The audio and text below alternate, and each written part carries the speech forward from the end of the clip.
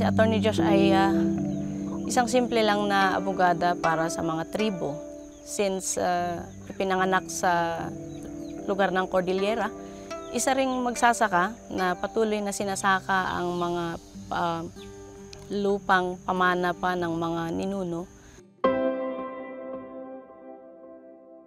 Tubong Mayoyaw, Ifugao si Attorney Joanne Sheila Naliw. Katutubong Ifugao Ayangan ang pamilya niya. Bunso siya sa 6 na magkakapatid. Ako po ay lumaki na walang kinagis ng mother kasi 5 taon pa lang po ako, namatay yung mother ko sa sakit sa puso, heart failure. So, ang tatay namin ang nagtaguyod sa amin bilang isang pamilya. Maituturing ko ang sarili ko na independent sapagkat without a mother, kailangan talagang matutunan kung paano gumalaw. 2001 nang magtapos siya ng kursong Criminology sa Baguio Colleges Foundation, ngayon University of the Cordilleras. Naging prison guard siya sa Ifugao Provincial Jail mula 2002 hanggang 2012.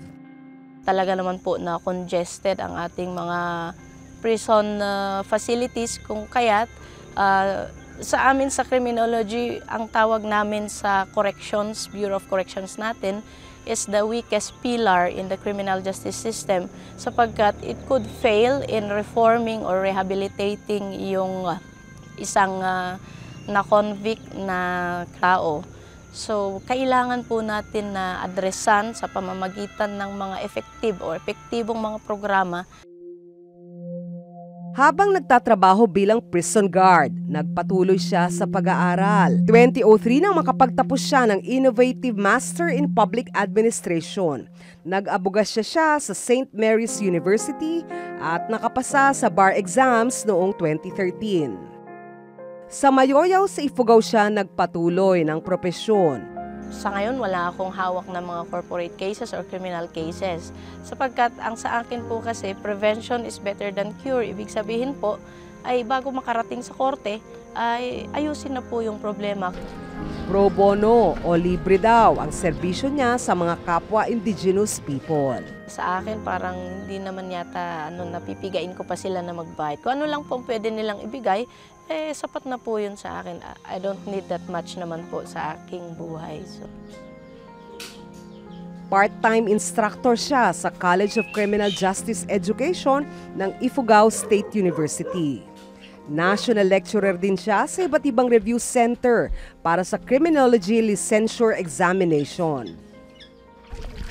Nagsasaka pa rin siya sa mahigit 2 ektaryang sakahan ng kanilang pamilya. Ako at yung kuya ko na lang po ang natitira dito na mangalaga sa aming ancestral home at yung aming mga ancestral lands, yung mga lupang pamana pa po ng aming mga ninuno na kailangan po na sakahin kasi para hindi po siya masayang.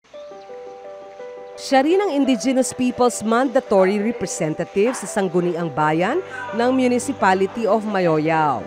Bilang kinatawan ng mga IP, isinusulong niya ang interes ng mga katutubo sa mga ordinansang ginagawa ng Sangguniang Bayan. Gusto naming i-celebrate ang aming pagiging Indigenous Peoples dito sa bayan ng Mayoyaw sapagkat kung tutuusin, wala pa pong isang araw na itinakda ang gobyerno para ang mga katutubong Pilipino ay kanilang ipagdiwang ang Indigenous Peoples Days. Independent candidate si Attorney Naliw sa Senado, pero inendorso siya ng Partidong Katipunan ng Kamalayang Kayumanggi.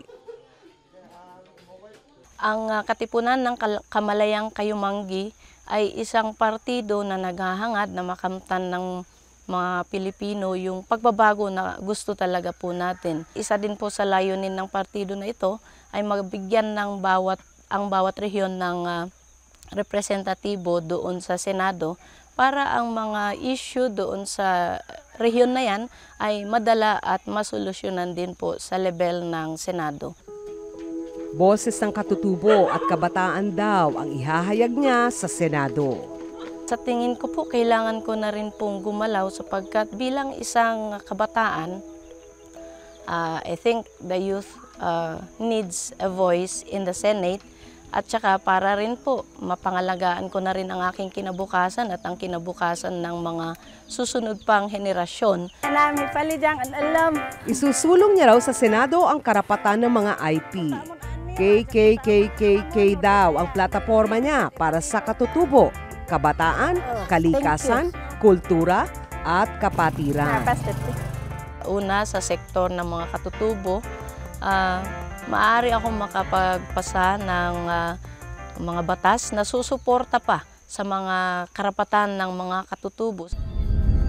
Nagbabago at umuunlad man daw ang isang lugar, hindi ito dapat sumalungat sa kultura at lupain ng mga katutubo. Pwede naman po tayong magkaroon ng development without necessarily sacrificing yung ating mga ancestral lands. Kailangan konsultahin din po yung ibang miyembro ng komunidad kung ito bang development na ito ay nakakapagdulot ng kabutihan or mas marami kaya ang kanyang negative na impact. Sa pinakahuling survey ng Pulse Asia, nasa rank 44 to 62 si Attorney Naliw. So, kailangan i-reach out natin itong mga malalayong communities na at maiparating natin sa kanila yung ating adhikain, yung ating plataforma at hingin ang kanilang suporta. Kung kaya't kami ay nakikiusap sa mga taga-suporta ng tribo, pwede rin pong ma-access natin yon bilang isang strategy. Relax. Wala raw kakayahan si Attorney Naliw na gumastos ng malaki para sa kampanya. Para sa akin, kung maglalabas din lang ng pera, hindi po para sa pangangampanya, kundi para sa pagsuporta sa aming adhikain. Now, gusto kong iklaro yon sapagkat ang partido namin ay sumusuporta doon sa tinatawag nating Democracy Fund kung saan kung mayroon kaming masolisit or makuhang donasyon para sa aming kampanya, ay ilalagak namin doon sa partido upang ang partido na ang siyang maaring makatulong sa bawat isa sa amin. Karapat-dapat daw siya sa tiwala ng mga botante. Dapat akong iboto ng mga Pilipino upang mabigyan natin ng boses ang mga katutubo at mga kabataan sa Senado.